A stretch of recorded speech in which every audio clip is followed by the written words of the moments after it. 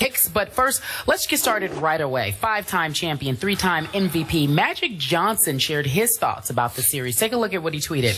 He said, if LeBron keeps playing the way he's playing, the Cavs win the title. This will be the single greatest performance we've seen in the finals. LeBron averaging 41 points per game, scoring 123 of the Cavs' points over the last 3 games. So, Stephen, I'll start with you first. Do you agree with Magic?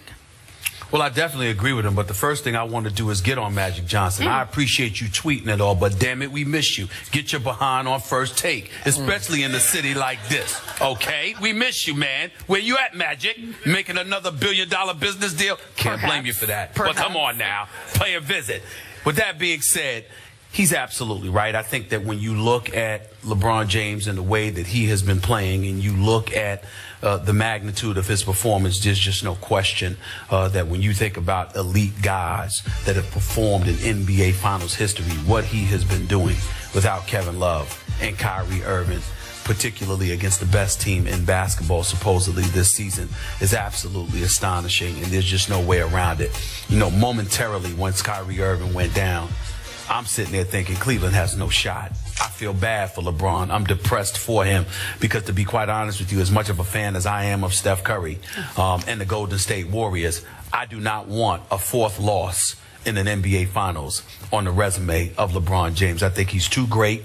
I think he's too great of an ambassador for the game of basketball. I think he's too special of a talent, a role model, and beyond. I don't want to see him lose these finals. And so when you lose 2 of your primary weapons and you're thinking it's over, and then to watch this brother perform the way that he has performed, I can't say enough. And to me, what Magic Johnson said about him is just further validation, because when it comes to the game of basketball, who are any of us to be sacrilegious enough to disagree with the great Irvin Magic Johnson? It is rare that I have done it.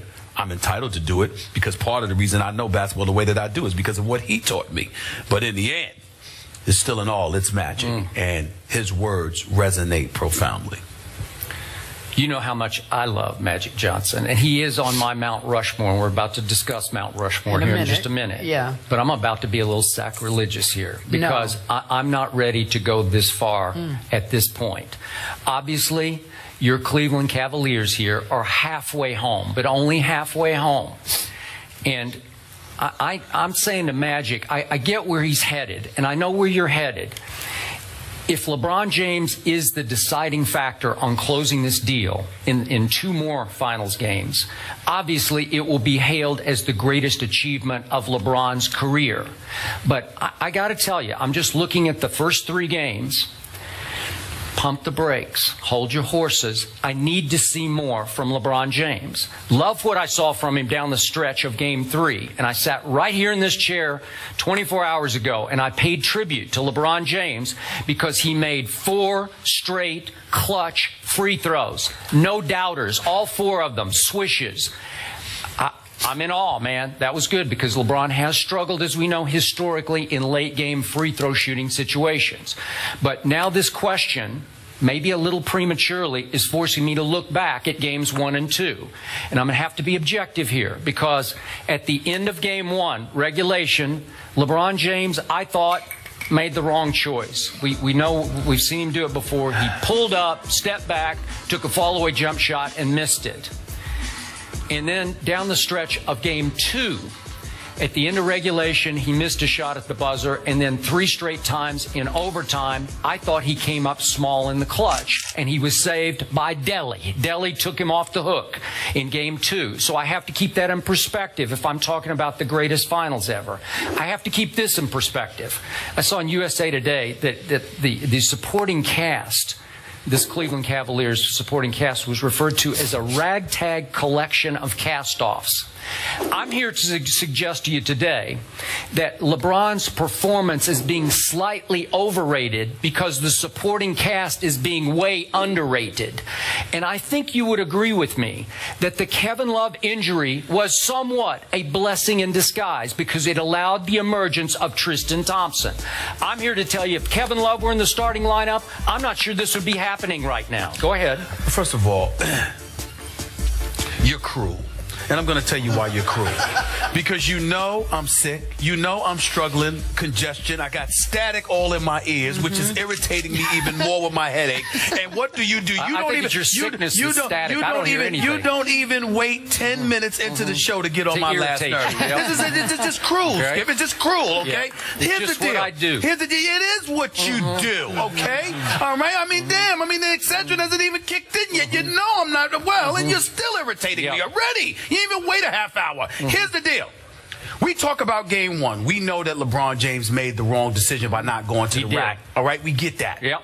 He comes back in game two, does exactly what we chided him for not doing in game one. You still had a problem with that. He got fouled. He got fouled. Well, he got hacked too. He got fouled on 3 occasions where there was no call. But meanwhile, Skip, the brother is averaging 41, 12, and 8. And I'm just saying, and listen, it's not. You are absolutely correct. You are absolutely correct when you talk in terms of efficiency if we're just looking at numbers. But knowing I'm going to sit there. You call me Stephen Naismith. But here's the deal, Skip Bayless. You were covering basketball when I was in elementary school. You watched more basketball than me. That is a fact. You know for a fact that sometimes it's not about percentages. It's about how you control and dictate a basketball game. And it is undeniable that an offensive juggernaut like the Golden State Warriors have essentially been neutralized in the first 3 games because LeBron James has dictated pace. He's controlling the game on so many levels that Magic Johnson's operative word was if. If LeBron I get it. Continue, he didn't sit there and say it was finished product. He did not. He said if. Okay. And you ignored the word if. Okay. I'm not ignoring it, but here's an if, and, or but on Kyrie Irving. The loss of Kyrie also came with a silver lining, to your point, because it forced LeBron James to be the primary ball handler. What do I always say about LeBron? Best point guard in the NBA.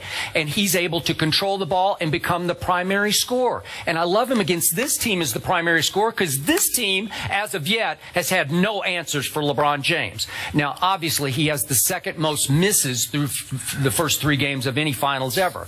But I have no problem with that because he is killing this team by walking the ball up the floor and walking it into the paint and walking the shot clock down to 5 and then sometimes either scoring or getting to the free throw line. That's how he's winning right now. And the other thing that Kyrie Irving's injury did, silver lining for Cleveland, it took all the pressure off LeBron James. He's playing with 0 pressure for the first time in his career. 0 expectations. And it allowed Golden State to sit back and take its foot off the gas in games 2 and 3. And I'm not sure Golden State can get its foot back on the gas. Yeah, but there's a couple of things that you're missing. Let's go to Love first and then Kyrie. Love, you're underestimating his impact. Even in a bad year, Love still averaged 16 and 10.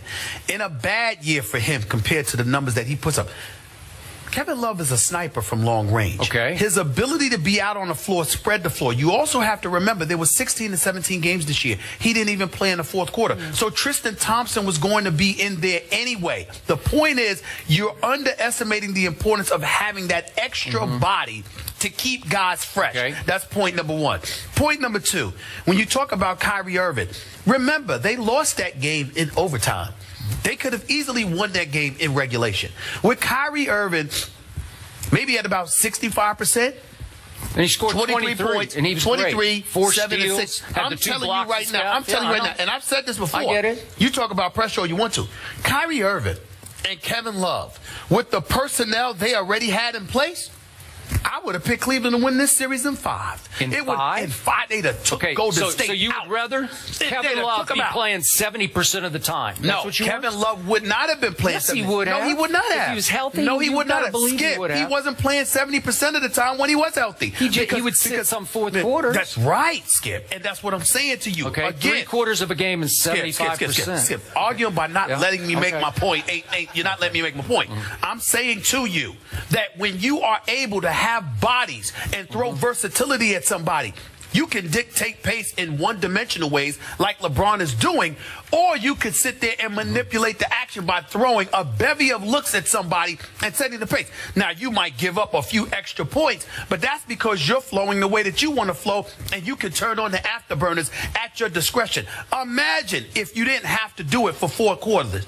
Imagine just for 12 minutes, 10 minutes, 5 minutes, you're able to take the lineup that you have right now, fresh, because Kevin Love and Kyrie Irving was already in the lineup, and throw the kitchen sink at Golden State at a moment's notice to derail them. All of a sudden, you can make that difficult as well. So there are various ways to skin a cat. All I'm saying to you is that as great as the Cleveland Cavaliers have performed in terms of expectation, do not underestimate how much better off they would be with Kevin Love and Kyrie Irving available to them. Because then, I believe, as much as I like Golden State, I believe Cleveland would have blown them out of the building. Well, they blew them out the other end. They're up 20 late in the third quarter. No, I'm just saying to you, but what you saw by the 20 up in the third quarter, they would have been doing that throughout the series. Okay, we have 2 more big wins to go for LeBron James and company. The target for the greatest finals I ever saw one man play was the 1998 finals, the last of Michael Jordan's 6 rings. Remember Game 6? You were there in Utah. Okay, Utah had home court advantage, and the series was 2-3-2. So the last 2 games were at Utah. In Game 6, Scottie Pippen hurt his back early in the game on a dunk, was incredibly limited, ended up scoring 7 points and 8 points in the game. Michael Jordan went for 45 in Game 6, and you know how it ended.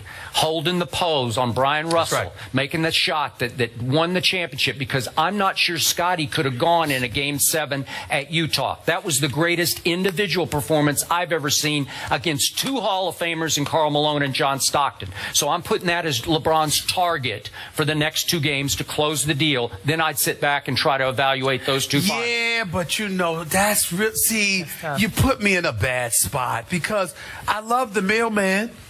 We love the mailman. He's a Hall of Famer. We know that. But if Karl Malone wasn't executing off of a pick and roll, or, you know, pick and pop or pick and roll with John Stockton, or he wasn't scoring on a fast break, Karl Malone didn't resemble a Hall of Fame player. You're saying he doesn't belong in the Hall of Fame? I didn't say that. I said he did not resemble a Hall of Fame player outside of those situations. Karl Malone shot jump shots from the elbow, or Karl Malone scored off a pick and roll, or Karl Malone scored off of fast breaks. But with his back to the basket, that was foreign territory because that wasn't Karl Malone's game. Michael Jordan came, and what did he do? Karl Malone had that ball on the block, and Michael Jordan acted like he was going one way and came back and stole the ball and stripped it from him. And took it the length of the floor and shot it. Did he? And it was over. What I'm saying to you, this wasn't Jordan against Kareem in his prime with Showtime. This wasn't Jordan against McHale and Bird. This was Jordan against basically a 2-man team in the Utah Jazz in terms of offensive production. Want to check in those guys could play, but I'm just saying it was really about Stockton and Malone. So when you look at it from that perspective, I look at Golden State considerably softer, not as hardcore as Karl Malone, no question, but we're talking about snipers here. Yeah. We're talking about snipers here. They haven't been the last 2 games. They haven't. The splashes have been the Crash Brothers, let me tell you. No. Okay. Listen. Klay Thompson showed up for the first 3 quarters, and Steph Curry showed up in the 4th. Keep that in mind. I'm not sure he scored 16 total points. I'm just saying that he made some shots. On here. You mentioned that LeBron is averaging 41, 12, and 8. Magic Johnson talked about that. He said the Warriors can't allow LeBron